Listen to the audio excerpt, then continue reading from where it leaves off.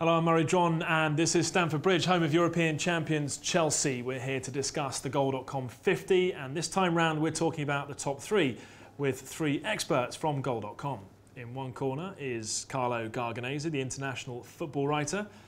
Opposite him, Peter Staunton, who's a Goal.com analyst. And in the middle, keeping control of the two with me, is managing editor Amar Singh.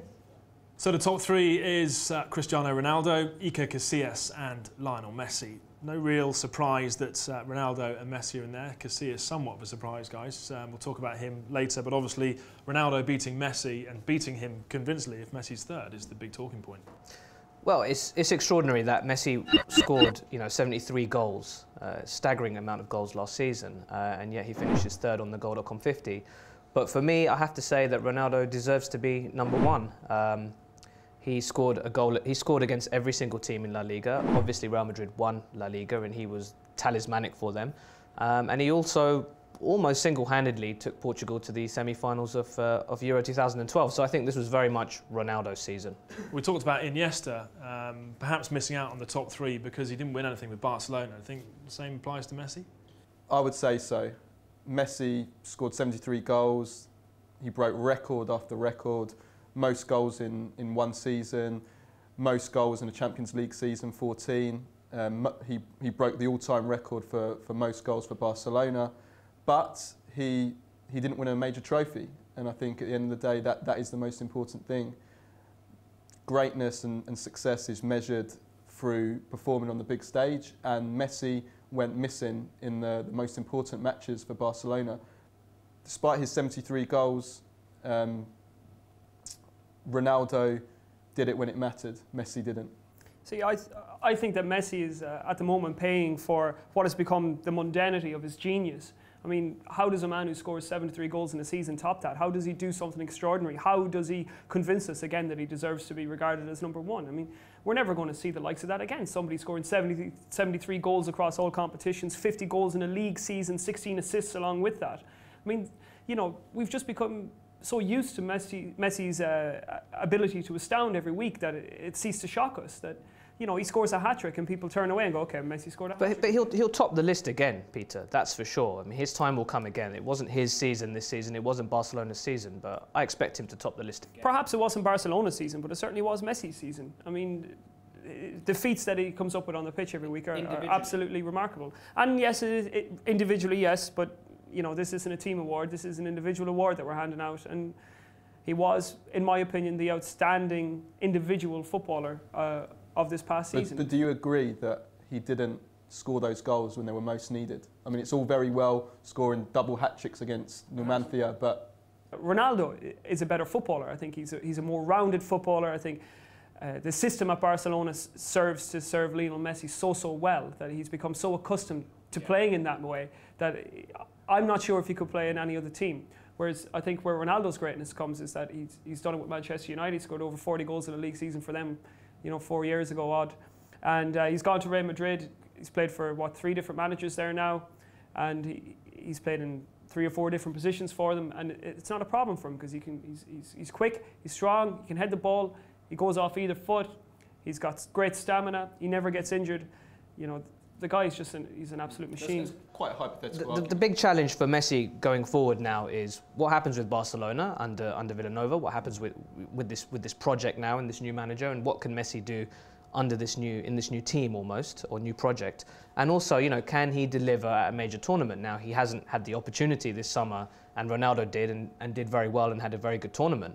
But the challenge is, can Messi do that? And I think if he's able to then if he's able to do that, if he's able to do it for Argentina, as we know, as we've seen him do it for Barcelona, then we'll be able to really truly measure his greatness in the context of history.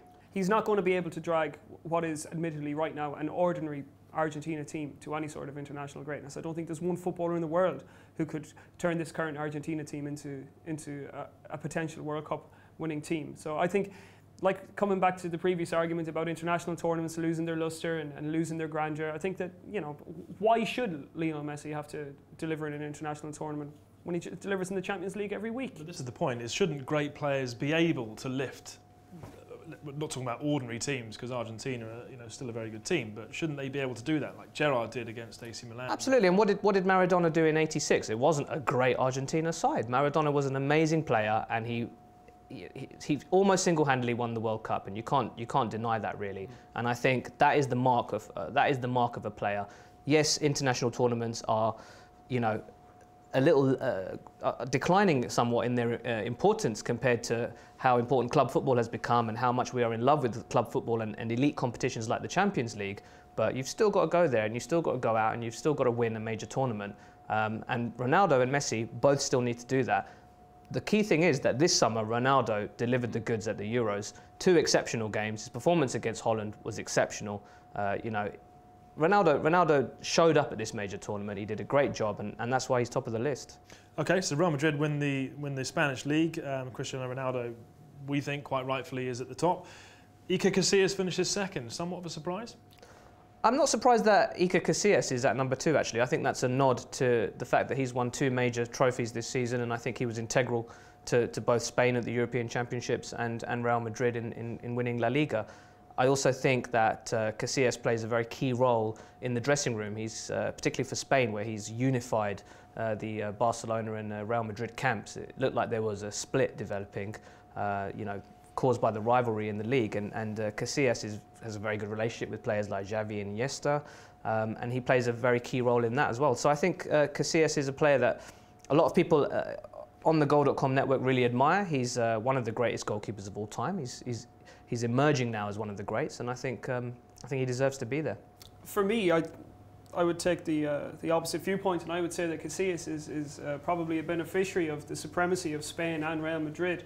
For me, he's always been a good goalkeeper playing in great teams, and I think that the fact that he, you know, this year he's had a fantastic season, no doubt about it, in terms of trophies won, but I don't think he's any better a goalkeeper now than he was 10 or 15 years ago.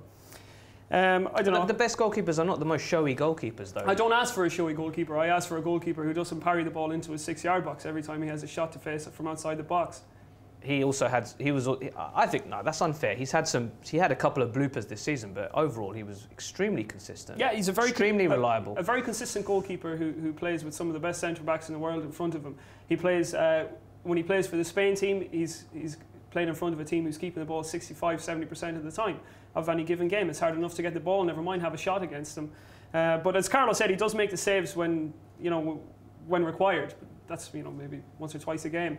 And likewise with Real Madrid, other than, you know, Barcelona and notable other teams, he doesn't really have a lot to do in a lot of these matches. And I think it's more of an homage to his longevity and an homage to his consistency that he's got this award. And also I think in, you know, the Rispetta per Italia in the last minute, I find that a little bit nauseating, a little bit irritating for me. I think it's quite disingenuous, and he's got no place to be saying things like that. And I think it's somebody who he himself believes to be among the elites and among the greats, and I think a little bit of humility wouldn't go astray. I would say though, in defence of Casillas, in defence of Spain, we're looking at a Spain team who have achieved something historic here. They've won a Euro, then a World Cup, then a Euro. No country's ever done that before.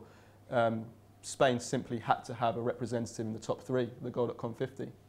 You know, and I think one thing that if we look at the Ballon d'Or, there actually hasn't been a Spain winner of the Ballon d'Or during this time period, which for me is you know, a little bit surprising when you consider what Spain have achieved. So I think there had to be a Spain representative in the top 3, and Casillas deserves it as much as anyone. Okay, so we're all in agreement. Casillas we're unsure about. Messi misses out, and we think that's probably fair enough because the top dog in the Goal.com 50 is Cristiano Ronaldo. YouTube.com/goal is full of stuff like this and proper football too. To make sure you don't miss out, just hit the subscribe button.